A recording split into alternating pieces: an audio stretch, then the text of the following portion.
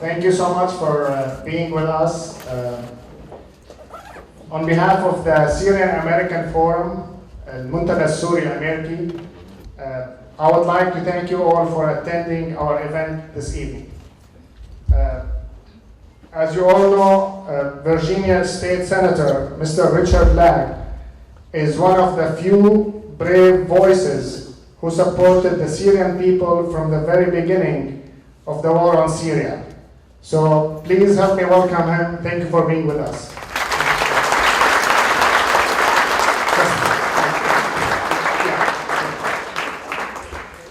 Also, I would like to welcome our friends from the Syrian American Forum National Board who came from New Jersey.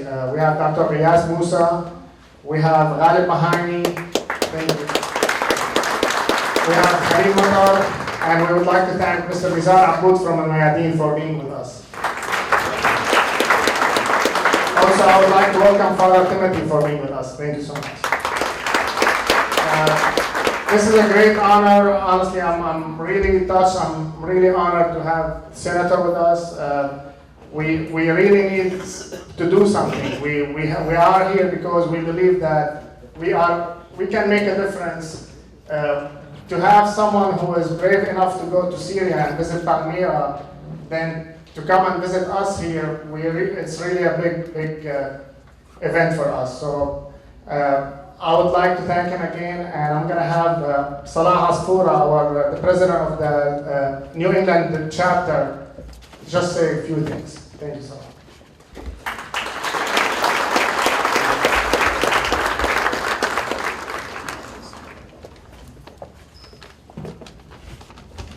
Hello, everyone. Thank you very much, Senator Black, for being with us today.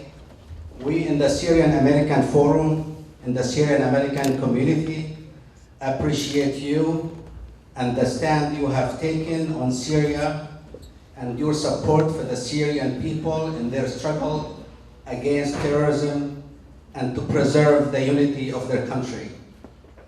Our Syrian American community in New England and all over is dismayed with the ongoing misrepresentation of the situation in Syria. Mr. Black has been most aware of the real situation there since the beginning of the crisis.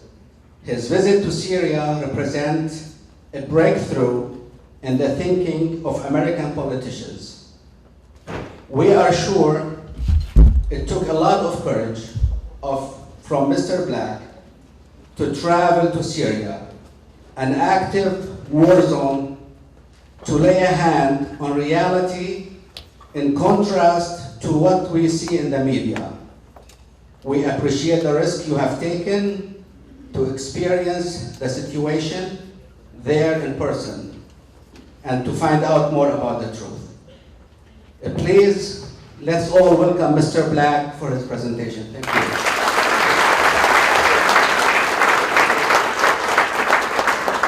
Thank you very much.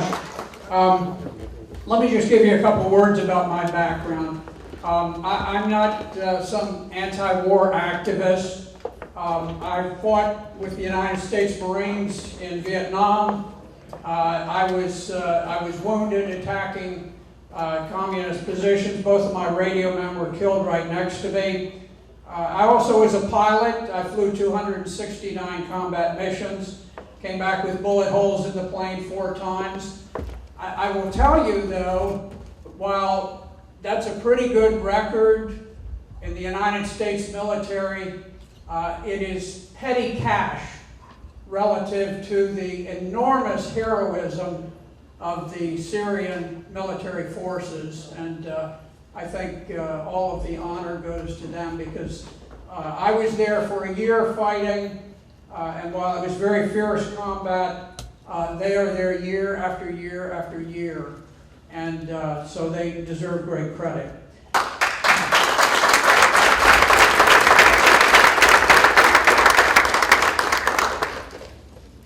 I did not start off with my interest in Syria because of Syria. I have had a long interest in foreign policy that goes back over 50 years. And while I fought in Vietnam as a Marine officer, I was later an Army JAG officer at the Pentagon and also served in Europe, where I was responsible for legal affairs in North Africa and the Middle East.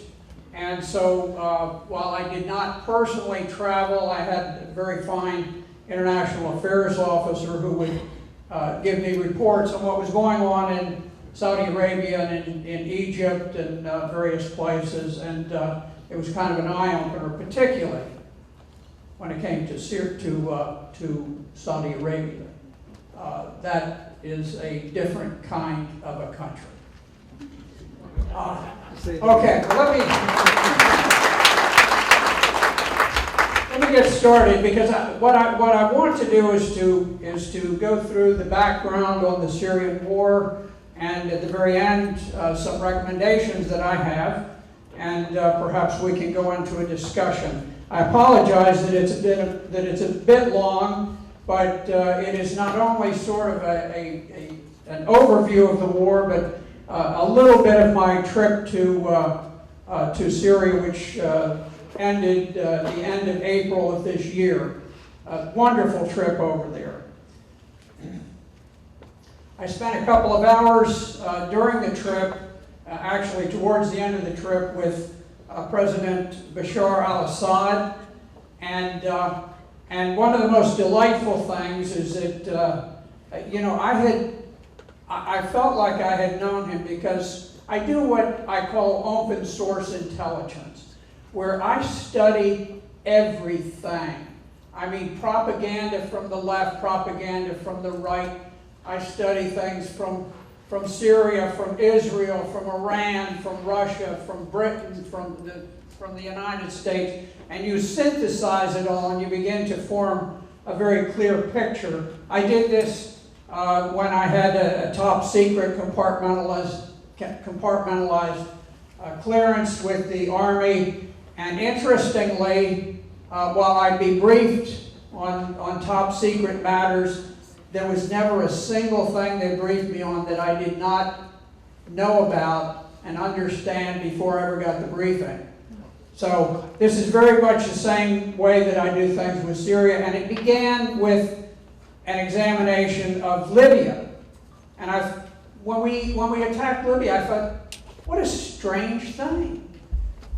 Libya, we had normalized relations. We'd had some problems with them in the past, but for years, they had become our top ally, our #1 ally in the war on terror in North Africa. And Libya was very successful. It had the highest per capita income of any country in North Africa. And so it intrigued me. Why are we making an attack on a neutral, non-belligerent country, which clearly is a violation of the law of war? And I thought, well, maybe it's about oil. Oil's a little part of it, but I'll get to that. That's not the real reason. But I want to say about President Assad. We always try to, before we oust people and overturn them, we turn them into monsters. We call them bad guys. If you're a bad guy, then you are likely to die. Okay, this is kind of the way it's like an SOP. They've got a book somewhere in the Central Intelligence Agency in the State Department that tells you what to do. I will tell you, I had studied him in 2011, and I had studied his wife. There are numerous YouTube videos where you can listen to him at length. And I was quite impressed, because he struck me as intelligent, very soft-spoken, very, very reserved in his language. And when I met him, he was precisely what I had seen years earlier. Very much a gentleman.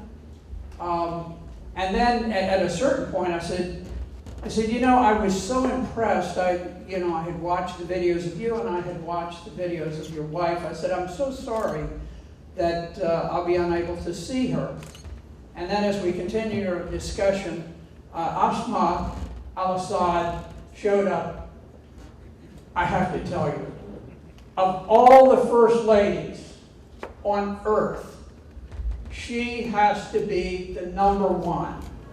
She is so joyous, she's outgoing, she's happy, but you know, we've become accustomed to thinking of first ladies as somehow being pretentious and pompous and self-centered and so forth. And I've got to tell you, if you ran into her in the grocery store and you dropped something on the floor, she'd be the one to pick it up and say, "How are you today?" She is a delightful lady. I wish I had pictures of her. She's just the finest person. And I would tell you, if she went on television in the United States, nobody in this country would believe that she could be married to a monster that we portray with all of the propaganda. So it was a very, very enjoyable, very pleasant meeting with President Assad.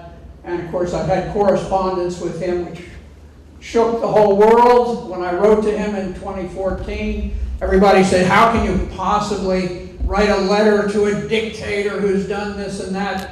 I said, look, I said two things. One, thank you for the gallantry of the Syrian army in rescuing all of those people who were enslaved along the Kalaman mountain range.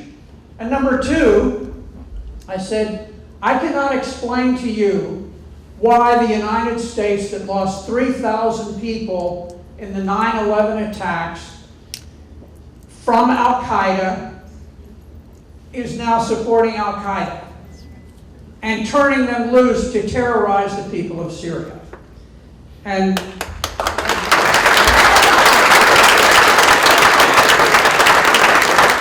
interestingly, I told the people in my office, they panicked at first. They said, "Oh my gosh, all these calls are coming in," and I was out of town the first day. I said, well, put everybody who calls, put them on, and I'll talk to them personally. And I talked to them. There were a few jihadists, honestly.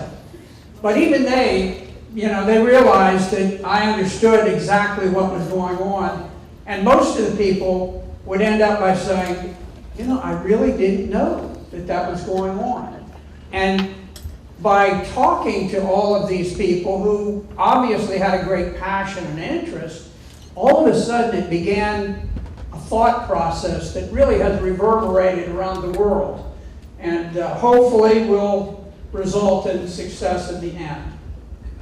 I want to get something out of the way first of all, because the one thing that you hear blamed on President Assad over and over, he gassed his own people. I will tell you he did not, and I'm going to tell you who did. Turkey, through their covert intelligence agents working with al-Nusra, which is Al-Qaeda in Syria, launched the gas attack on the Ghouta suburbs of Damascus. And I could give you an entire discussion on that, but I just want to run through something because I'm very big on timelines. And timelines give you a lot of information. This all occurs in 2013, leading up to the Syrian gas attack. And you'll see, this only covers about 2.5 months. This is all happening in rapid succession. May the 30th, there is a raid carried out by Turkish authorities. Now this is before they had fallen under a total dictatorship. And so there still were some upstanding people in Turkey, and they raided the homes of a dozen Al-Qaeda members in Turkey. And they came up with a tremendous amount of evidence about a major undertaking by Al-Qaeda to get sarin gas, to move it into Syria, and to unleash it on Syria. And in fact, 2.2 kilograms of sarin gas were in the hands of the Al-Qaeda people, and they were found out. Okay, so this is May the 30th. June 20th, three weeks later, the Defense Intelligence issues a report that was disclosed by WikiLeaks. They said al-Nusra has a major sarin production unit. They were not talking about 2.2 kilograms. They were talking about thousands and thousands of pounds. And this is the Defense Intelligence Agency, which is a pretty good outfit. August the 13th. Now this is interesting. This was revealed by Pulitzer Prize winning author Seymour Hersh in his book, The Red Line and the Rat Line. There are others who have written about it. And now Seymour Hersh, if you don't know, he was the guy who disclosed the My Lai massacres in Vietnam. He disclosed the Abu Ghraib misconduct. He's a guy who's broken some of the biggest stories on military foreign policy things that have occurred in recent history. He discusses a meeting that was called by the rebels in Turkey. It was held in Turkey. It was held with the Central Intelligence Agency, with MIT, the Turkish intelligence agency, with the various terrorist groups that we call the moderate rebels. A moderate rebel, I think, is somebody who slices your head off with a moderately sharp knife. That's my definition of a moderate rebel. But anyway, now this is interesting. The rebels gather this meeting, they all come together, and the rebels announce, they said there will be a war-changing development, and it's going to happen almost immediately, and the United States will bomb Syria. The United States will openly attack Syria. Now, the Ghouta attack, the gas attack, occurred on August the 21st. How did they know on August the 13th that the United States was going to bomb Syria? The United States hadn't said anything about bombing Syria or attacking Syria. How did the rebels know? You and I didn't know. How did the terrorists know that the United States was going to bomb Syria on August the 13th? Not only that, but I don't think the rebels were the only people who knew it. I think the intelligence agencies knew it. And there was an agreement entered into that there would be a massive push of high-grade weapons into Syria. The purpose of that was for the final march on Damascus. Now look at this. They've been fighting for 2 years. Who would have imagined that there would be a final march on Damascus? It's impossible without the United States launching an overt attack, an open war on Syria. I love timelines because they give you a lot of insight, and you can see what happens. The rebels knew we were going to go to war before the American people knew we were going to war. That tells you something about how this war is run. And it also tells you that it was not President Assad who launched that gas attack. And I could go into that forever. I'm not going to. But you look at that and you say, okay, that was not him. And remember, this August 13th meeting is held in Turkey. Okay, so it was Turkey and it was al-Nusra that launched the attack. Now let's go back. This is Syria before the war. And of course, many of you know Syria and love Syria. And interesting thing about Syria is that before the war began, President Assad, Bashar al-Assad, had taken over. He had the reputation as a reformer.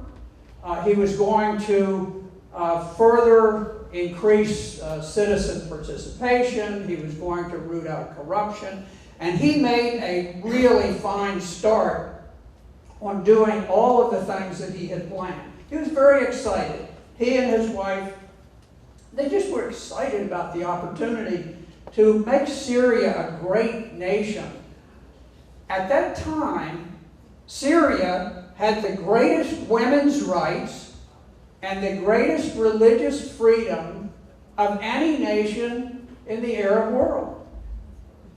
And we're always talking about, oh, you know, we're going to spread democracy, we're going to do this. Baloney. Baloney.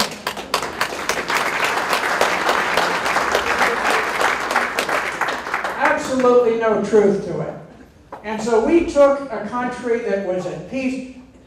I have been told that Syria was ranked among the 5 safest nations on earth. Okay, I see a lot of heads nodding. And you think of the 5 safest nations. Switzerland, places like this, incredible. Just incredible. So it was a wonderful country. And now, the next thing that happens is the Syrian war countdown. Now, again, I love timelines because they tell you so much about the truth. 2011, remember, 2011 is when the war broke out. So where do I start my countdown? In 2001. 2001. In 2001, the Pentagon was ordered to begin planning to topple the government of Syria. Now, this is unquestioned. You can easily go on Google and you can look up General Wesley Clark, who was the Supreme Allied Commander, NATO, which is the top U.S. general outside of the Pentagon. And he openly says, after 9/11, he said, I saw the Secretary of Defense, and then I went down to the war room, and I talked with one of the generals there, and in a couple of conversations, the general told him, he says, this is amazing. He said, we've got orders down from up above, talking about the Secretary of Defense, we're going to take out 7 countries in 5 years. These are neutral, non-belligerent countries, clearly a war of aggression, illegal under the laws of war, and it is absolutely documented, unquestioned. You can't question General Wesley Clark on that particular issue. Okay, so that takes place. Now the next thing that comes up, in 2006, the U.S. Embassy issues a communique, and the communique goes to the White House, and it goes to all through the government. And it is a detailed plan to overthrow Syria.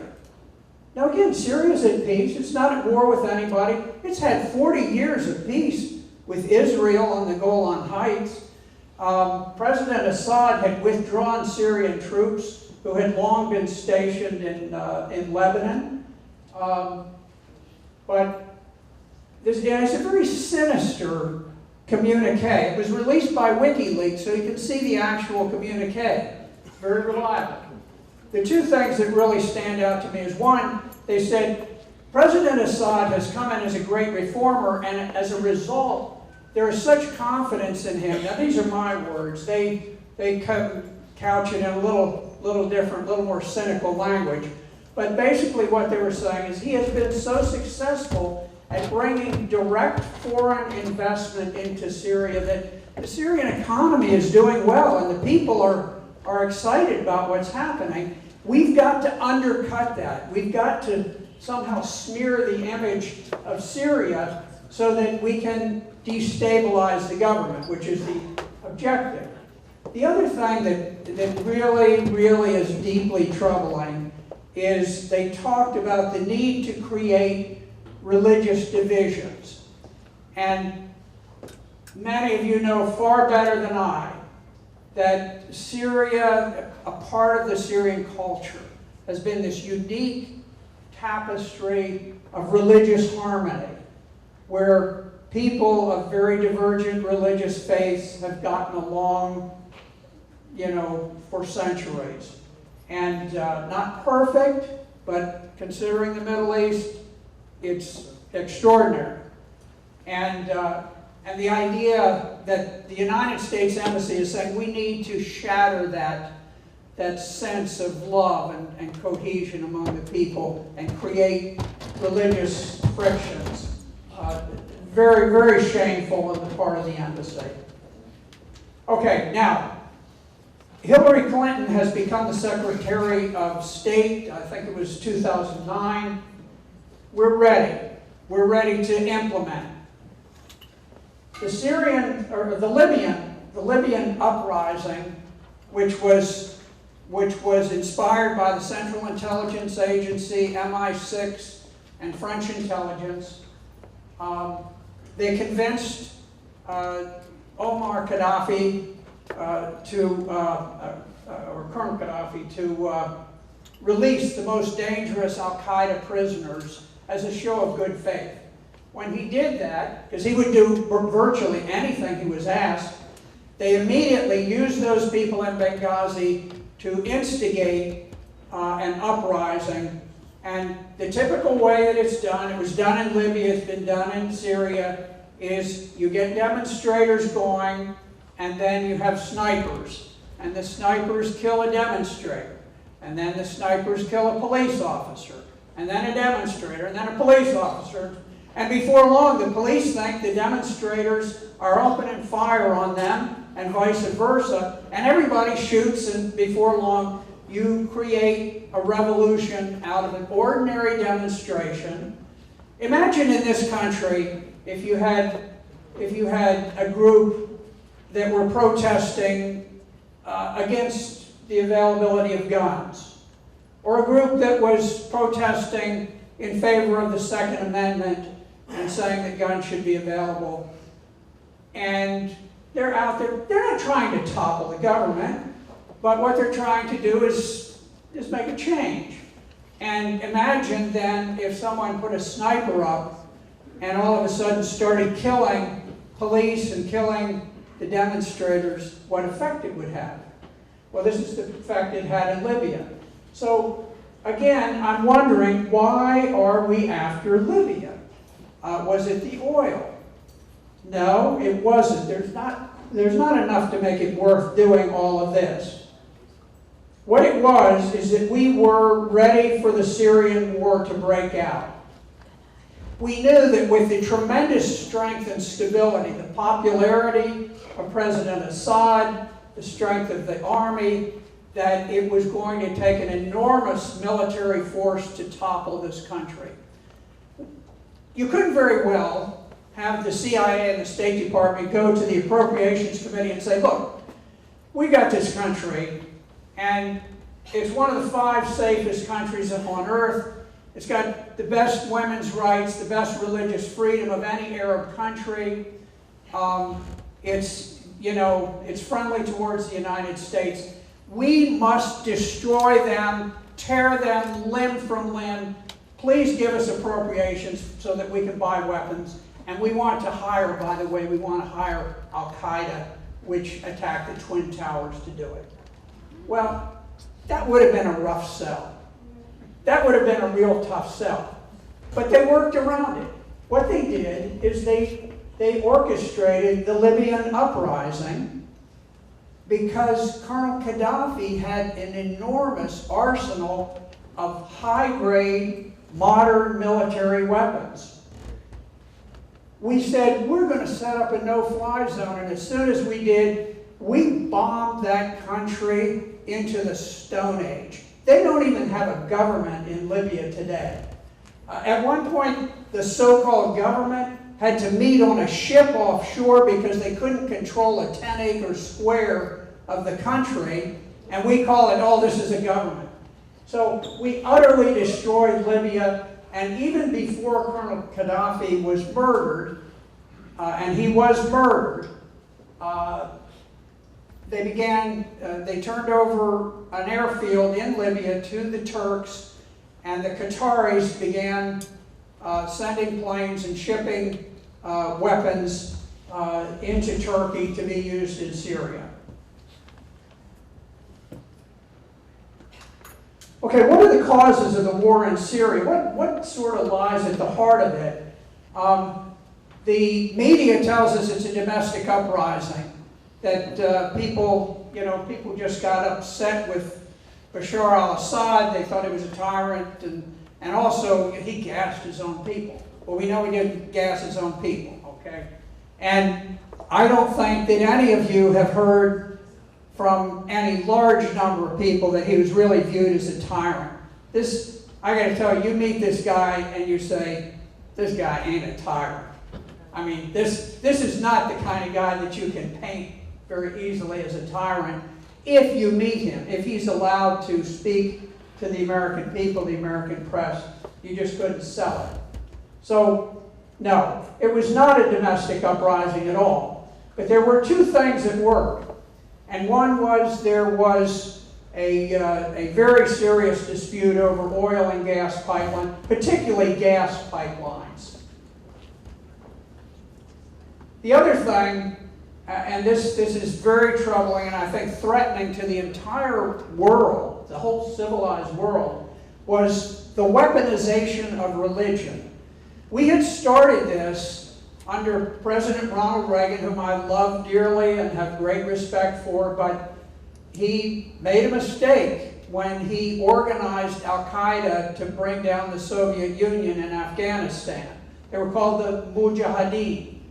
And they have metastasized, and they have spread, and you know, they brought down the Twin Towers, and they've done all of these other things.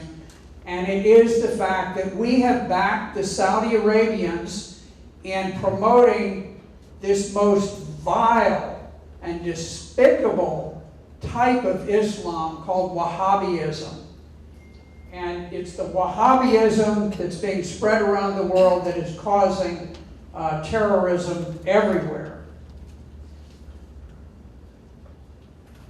Now, just quickly on the pipelines, there were two competing pipelines, and actually the timeline on this, while it's a little bit vague, it will give you some insight.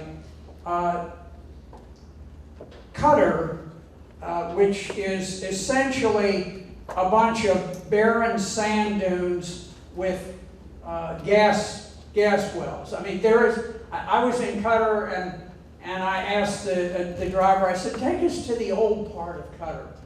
He says, there is no old part of Qatar. There's nothing.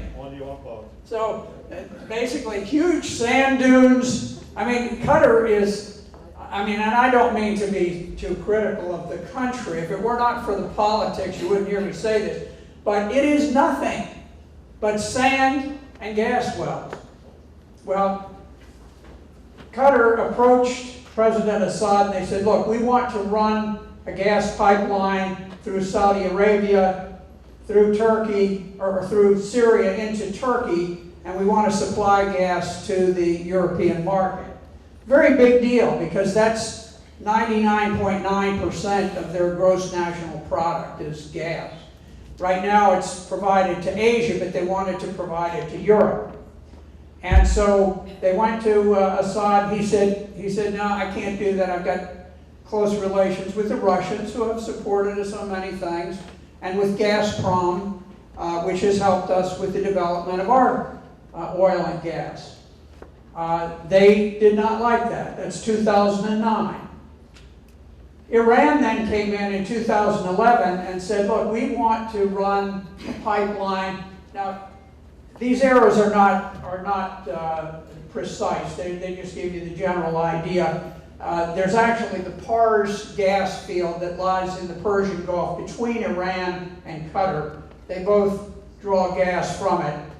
And so Iran came in and said, look, we'd like to do a pipeline from Iran through Iraq into Syria. Actually, it should be shown as going through Lebanon.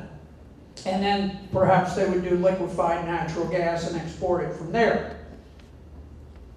This was a huge problem for the Qataris and the Saudis, because they wanted the enormous wealth that would flow from this. And this is big, big money. This is not petty cash. It's enormous.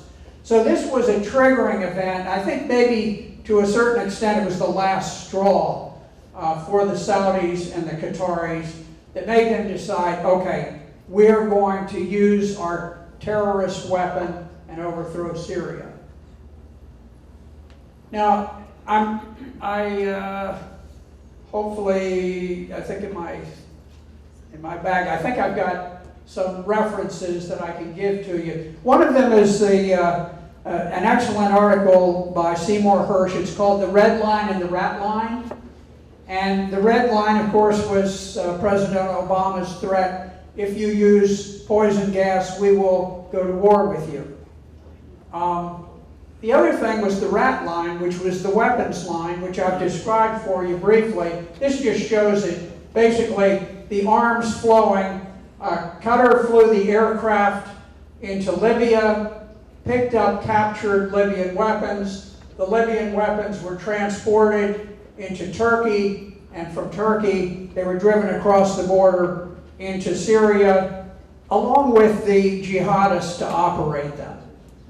There were Syrians involved in this. There were some traitors. There were some people who were bought off, but the principal impetus throughout this war has been foreign jihadists. It has not been Saudi Arabians. Now, I told you about this tapestry, this religious harmony. I went to the city of Homs, and the governor of Homs province, the biggest governor or the biggest province in Syria, took me around, and in the evening he said we're going to go to a choral presentation if you like. I said, oh, that'll be fine. I said, let's do that. I think I've lost my hook up here.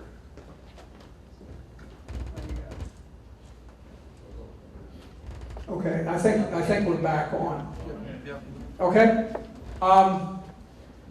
and so we came in, and it was sort of dimly lighted. We were late. I was a little awkward, this is a big theater, and so the governor said, well, would you like to say a few words to the people? I said, yes, that'd be fine. So I went up a little bit awkward about the fact that I was interrupting their presentation. I told them how much I wanted to bring peace to Syria and so forth. And then I sat down with the crowd, and there's a very charismatic woman who was singing in Arabic, and I'm not an Arabic speaker. And so my eyes were sort of glued on her, just watching her and listening to her very beautiful voice. And then gradually my eyes drifted to the orchestra, and then to the choral group in the back. And all of a sudden, I was struck. Here is a full screen size image of Jesus Christ, crown of thorns, laboring under the cross, clearly on his way to crucifixion at Calvary.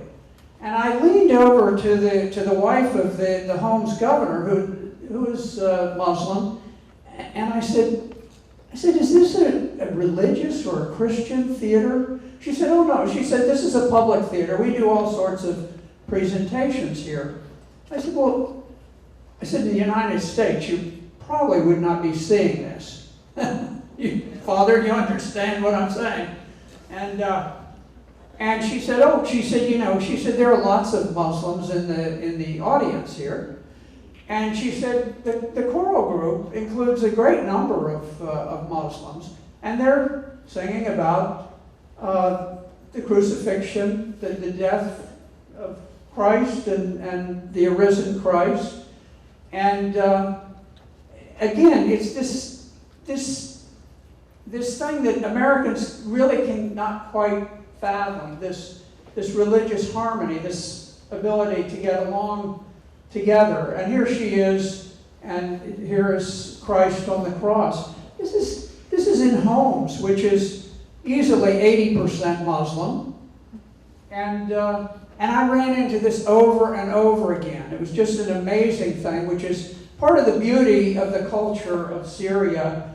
And one of the great tragedies is that we have seen fit, the United States has seen fit, to rip this to shreds and to create religious hatreds.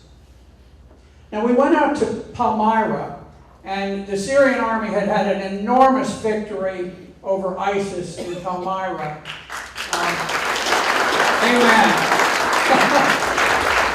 It was such a hero. I've got to tell you, I wish you could see the perspective. I'm up there with the generals who led the attack, and you can't tell from the perspective, but we're on a ridge line that goes down at a 45-degree angle, and it's all loose rubble. Just tremendous, the idea of attacking up that. And they showed me how they attacked from 3 different directions.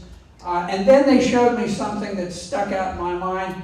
The deputy commanding general, at the heights, the highest point is the Palmyra Castle, which is beautiful, and they were not able to destroy it. So it will be restored, and it'll have its former glory, which is wonderful.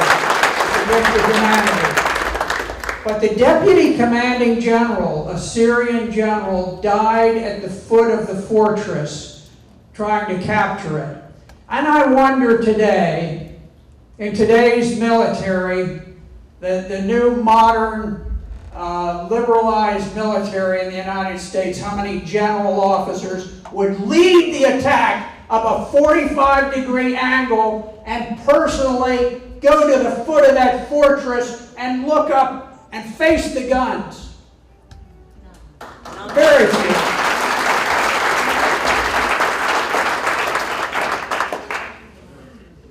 And we had a little fun. We went out. The Syrian Air Force was able to occupy a very large airfield, and we were driving along there. We saw a couple of little F-5 aircraft, that not too much. And I said, let's drive over to the revetment. I said, I want to see what's in there. So we drove over, and this is where they keep the real stuff.